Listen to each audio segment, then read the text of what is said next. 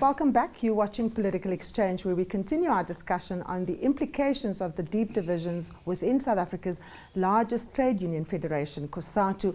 Dr. Friedman, before the break, we were speaking about the fact that Cosatu itself cannot avoid the sins of incumbency. And that it needs to deal with some of the same issues that its ally, have to confront. Having said that, the ANC does rely on Cosatu in a very big way to get it through elections. That 2 million membership is an integral part of that machinery that gets placed, within the field to make sure that the polls, favor the ANC. To what extent do you think that the ruling party's concern about the divisions in Cosatu is motivated by the very real, election date that is beginning to loom, larger, because we're going to the polls next year? Well, I think it's a very serious factor. I'm not saying they'd only be interested if there was an election coming up, but it's far more than 2 million members. It's workers and their families, and more importantly, if you look at previous elections, it's organisation. I mean, Cosatu actually goes out and organises for the ANC, and you need organisation to do well in an election. So it's a huge factor, but I don't think it's the only factor. I think that the ANC realises that between elections, despite the fractiousness of the relationship, which has always been there, that it needs a Cosatu which is not splintering. And therefore, although elections are a major priority for the ANC in the relationship, there are other reasons why it's in the ANC's interests that Cosatu not come apart. Mm-hmm. Now, of course, we can't leave out business. If we look, for example, at the mining sector, the kind of fracturing of the union movements there is directly tied to what happens also at the level of wage negotiations. We've seen the entrance of AMCU through a lot of violence, but we've also seen the whole process of collective bargaining come under threat as a result of how new unions are coming in. Vugadi, from where you're sitting, what is the likely stance of business going to be in relation to a Cosatu that is beginning to splinter, minority unions jumping up all over the place? Do you think it's going to play right into the hands of business? Well, I don't doubt that there's sections in South African business, particularly those operating in highly unionized sectors of the economy, who will cheer the advent of a weakened Cosatu.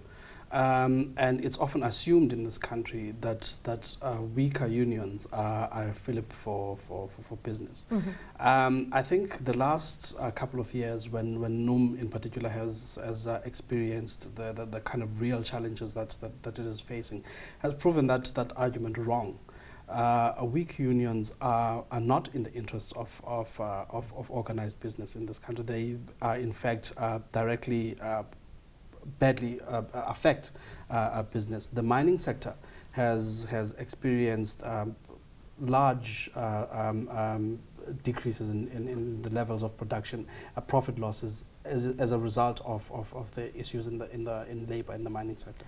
Dr. Friedman, do you share that view? Yes, absolutely. And I think in fairness, among large sections of business, it's understood. I mean, certainly I do interact with business people quite a lot. I mean, serious employers in the mining industry don't welcome the idea of having to deal with massive inter-union rivalry. And I think serious employers know that, and there have been research studies which have confirmed that if you don't have a union in your plant, or if there's massive fractiousness within the union, then you suffer far more than when you have a union. So yes, there are ideologues out there and short-sighted people within business who are cheering, but I think that people who are engaged in the day-to-day business of labour relations are not cheering at all, and are in fact rightly concerned at the moment. Now, of course, the kind of fracturing that's happening in Cosatu can't be seen outside of the context of what's happening to labour movements across the world. Many people are drawing comparisons between what happened to the British Mine Workers Union and what's happening to NUM now, and that the ultimate idea here is to get an incredibly weakened union, particularly in a key sector of the economy such as mining here in South Africa, because the world of work has literally changed. Many of the workers on mines, on not even directly employed by companies. They hire labor brokers. Is it not time that the trade union movement, Vukani, adapts its way of organizing to deal with the reality that labor broking is a feature of the labor market? Indeed, and one could add, as a further example, the fracturing of the AFL-CIO in the United States. Ironically, Cosatu is actually engaged with. There are debates in Cosatu precisely about these issues, about the fracturing of the changes in the world of work and the challenges that this presents to organized labor. One of the key outcomes, for instance, unfortunately, of the kind of divisions that we see now is that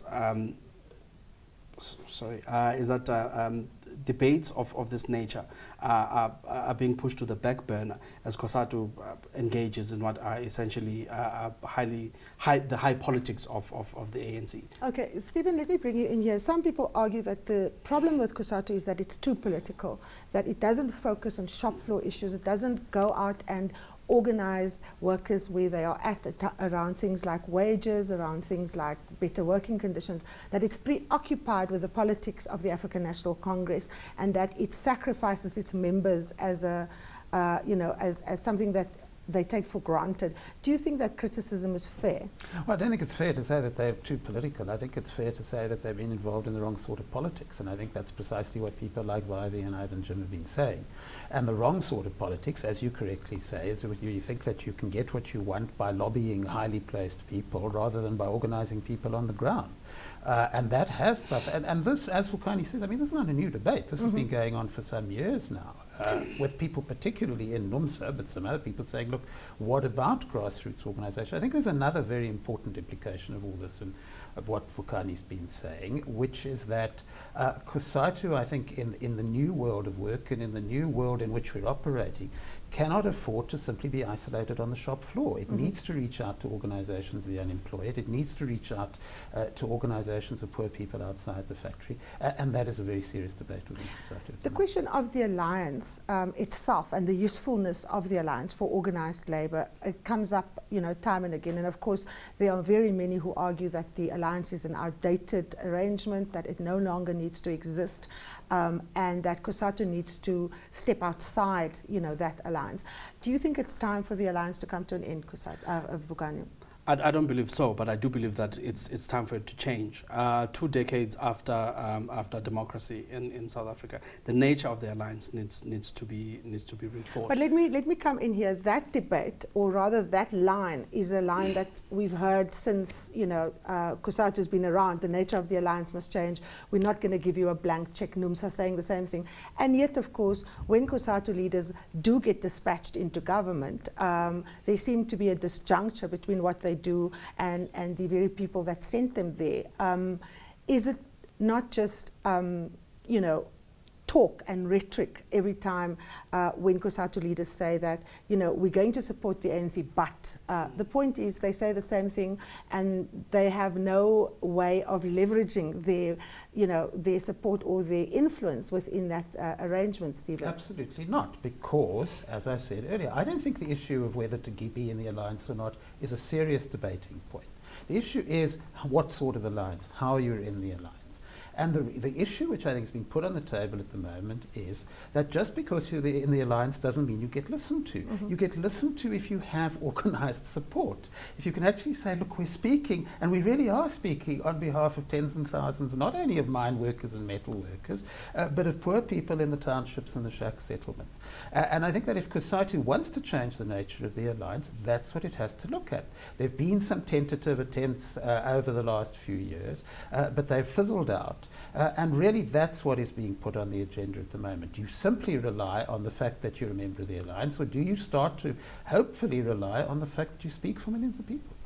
Now, this idea of negotiating that which you can demonstrate on the streets is not new to Cosatu. They have engaged in mass action constantly. We see the issue around e-tolls and so on. What is of particular interest for me is, given the nature of South African society, the state is one of the largest employers, which puts Cosatu at loggerheads, often with, you know, arms of government. And of course that has direct implications for the alliance, because they are in a political alliance with the ANC. If one takes, for example, municipalities, where you have municipal workers going out on strike, demanding, let's say, double-digit figures increases, but you have a municipality that's poor, where the majority of residents don't have jobs.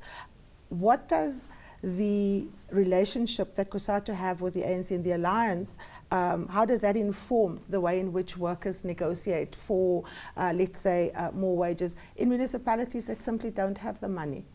One of the things that we need to note is that over the last 20 years, the contradictions of governing in a class society have sharpened and are catching up with the ANC. And Cosatu finds itself in the crossfire of that historical contradiction. Cosatu needs to ask itself this question: being in the alliance, do you accept that the ANC and the state that it leads are often going to make policy choices and political choices that stand directly opposed to the interests of organized workers, our members, and the working class as a whole? If you accept that, then that has certain implications for your own ability to represent your members and your exactly. class. Stephen, I'm going to give you the last word. What do you think is going to come out of this CEC? Please be the Sangoma here on political exchange. Is Vavi going to survive, or is he going to be out? If there's a vote, he'll probably be out, but I don't think that there will be a vote. I think that, I mean, quite clearly, Cyril Ramaphosa and Gwede Mantashe in there suggesting that there shouldn't be a vote. And I think on balance, it's still likely that view will prevail and that there will not be a vote.